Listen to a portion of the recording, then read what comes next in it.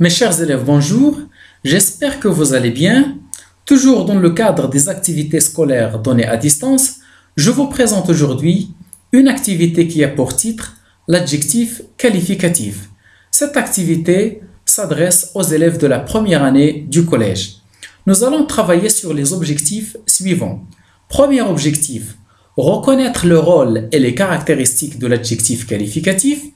Deuxième objectif, savoir accorder en genre et en nombre l'adjectif qualificatif.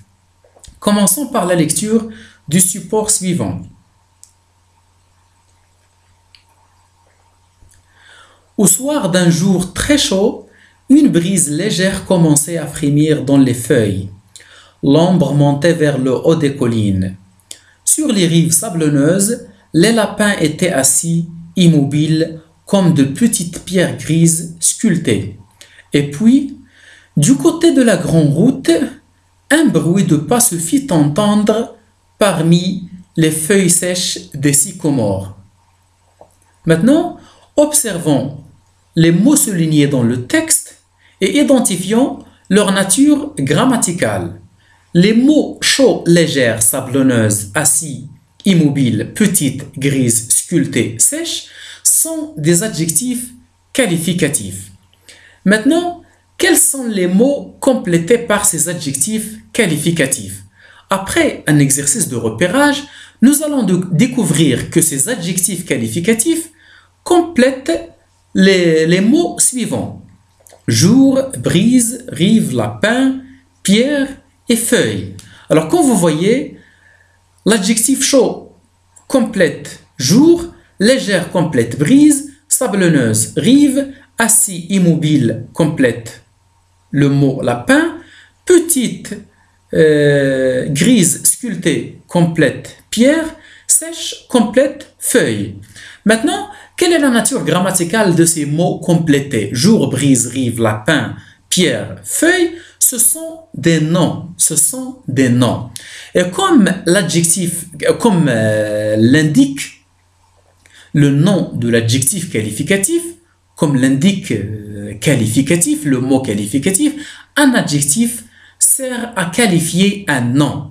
Alors, jour, brise, rive, lapin, pierre et feuille, ce sont des noms qualifiés par un adjectif. Alors, de manière générale, à quoi sert un adjectif qualificatif? Un adjectif qualificatif sert à apporter des précisions sur le nom auquel il se rapporte. Un exemple, un jour très chaud. Maintenant, quelles sont les caractéristiques de l'adjectif qualificatif? Nous allons commencer par la place de l'adjectif qualificatif. Observons l'exemple. Comme de petites pierres grises. Dans l'exemple, on a deux adjectifs, petite et grise. Ces deux adjectifs complètent le même nom, c'est pierre. Et comme vous voyez, petite est placée avant le nom pierre, c'est un adjectif antéposé. Quant à grise, lui, il est placé après le nom pierre. C'est un adjectif postposé. Alors là, on retient que l'adjectif qualificatif peut être placé soit avant le nom, soit après le nom. Mais il faut faire attention car un changement de sens peut se produire suivant la place de certains adjectifs. Cela veut dire que certains adjectifs peuvent changer de sens selon la place qu'ils occupent par rapport au nom qualifié. Prenons quelques exemples. Prenons l'adjectif brave. Lorsqu'on dit un brave homme, cela veut dire un homme qui a un bon fond. Mais lorsqu'on dit un homme brave, cela veut dire un homme qui est courageux.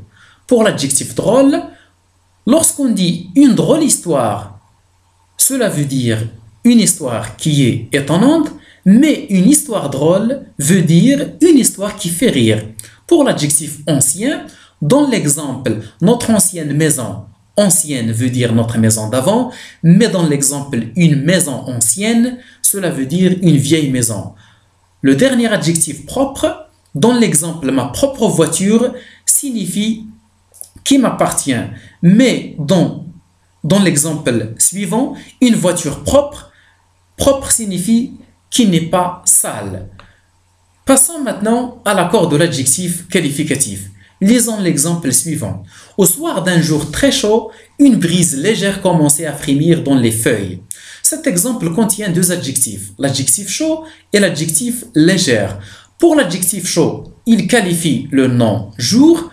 Pour légère, il qualifie le nom brise. Maintenant, identifions le genre et le nombre de chaque nom. Et nous allons commencer par jour. Dans le tableau, on constate que le nom jour est un nom masculin singulier. Et comme vous voyez, l'adjectif chaud qui le qualifie, lui aussi, il est mis au masculin singulier. Concernant l'adjectif légère, qui qualifie brise, premièrement, le nom brise, il est féminin singulier. Pour l'adjectif légère, lui aussi, il est mis au féminin singulier. On retient que l'adjectif qualificatif s'accorde en genre et en nombre avec le nom qu'il qualifie.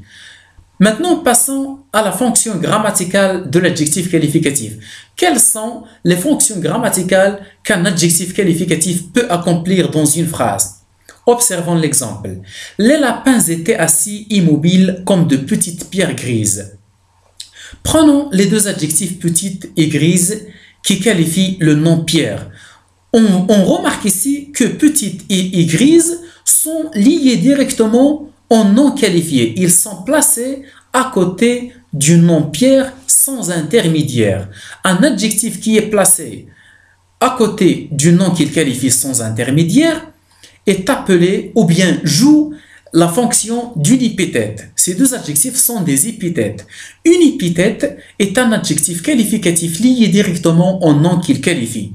Concernant les autres adjectifs assis et immobile, ces deux adjectifs complètent ou bien qualifient le nom les lapins. Et comme vous remarquez ici, ils sont séparés du nom qu'ils complètent par le verbe était. Le verbe était ou bien le verbe être est un verbe d'état. Un adjectif qualificatif qui est introduit par un verbe d'état ou bien un adjectif qualificatif qui est séparé du nom qu'il qualifie par un verbe d'état ou bien un verbe attributif joue la fonction d'un attribut.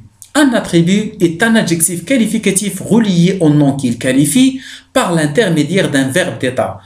Un verbe d'état, c'est le verbe être, ou bien sembler, paraître aussi, devenir, rester, demeurer, avoir l'air, etc. L'épithète et l'attribut, ce sont les deux fonctions grammaticales que peut accomplir un adjectif qualificatif dans une phrase. Passons maintenant à la phase de l'application et commençons par la première consigne, ou bien le premier exercice.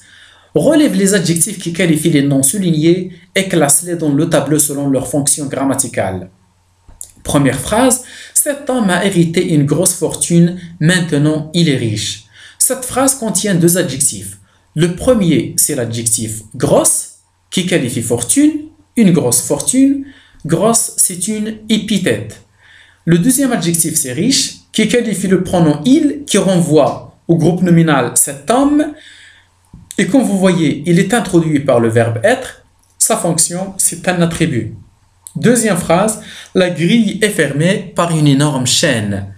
L'adjectif fermé est un attribut. L'adjectif énorme est une épithète. Phrase C, cette comédienne débutante est talentueuse. Son avenir semble prometteur. L'adjectif débutante qui qualifie comédienne est une épithète. Talentueuse, c'est un attribut.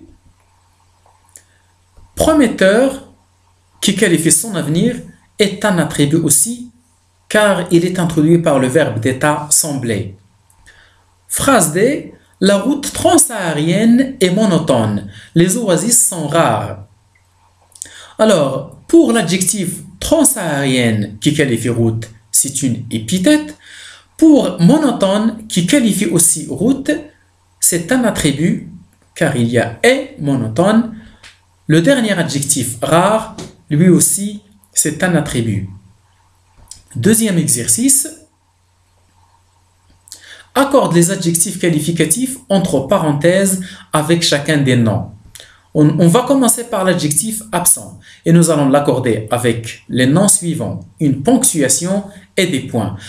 Première chose à savoir, c'est que l'adjectif mis entre parenthèses est toujours masculin singulier.